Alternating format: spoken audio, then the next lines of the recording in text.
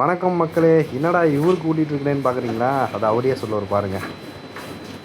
Super மச்சா khara bath super south Indian super ಮಾಡ್ತಾರೆ.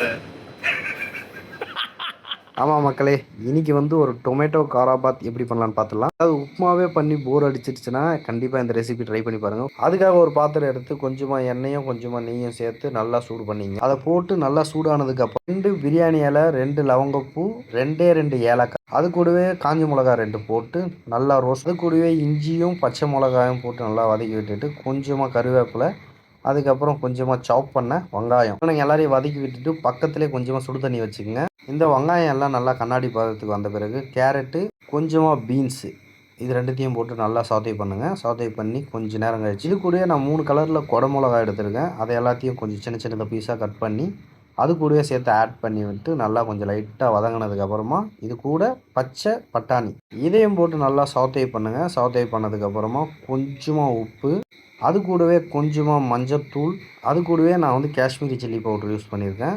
எதுக்காகன்னு பார்த்தீங்கன்னா அது நல்ல கலர் கொடுக்கும், அதுக்காக தான் அதை யூஸ் பண்ணியிருக்கேன் நான். அவனுங்க எல்லாரையும் போட்டு நல்லா வதக்கினதுக்கப்புறமா நான் ஒரு கப் அளவுக்கு ரவை எடுத்திருக்கேன். அவனை போட்டு நல்லா ரோஸ்ட் பண்ணுங்கள்.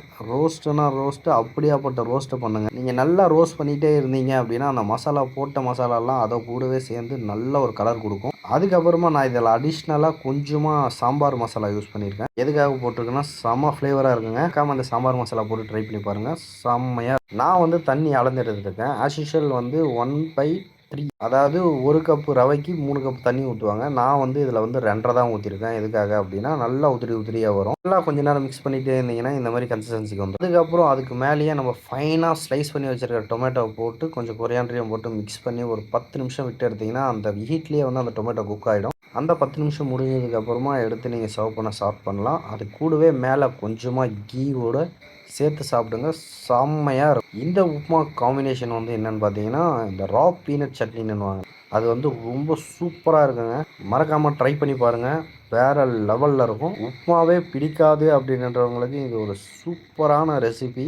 ஒரே ஒரு வாட்டி இந்த டொமேட்டோ காராபாத்தை பண்ணி கொடுத்துட்டீங்க அப்படின்னா திரும்ப திரும்ப உங்கள்கிட்ட கேட்டுகிட்டே இருப்பாங்க. அவ்வளோதான் மக்களே, இந்த ரெசிபி பிடிச்சிருந்தா மறக்காமல் லைக் பண்ணி கமெண்ட் பண்ணி ஷேர் பண்ணிங்க. அப்புறம் மறக்காமல் ஃபாலோ பண்ணிங்க. தேங்க்யூ.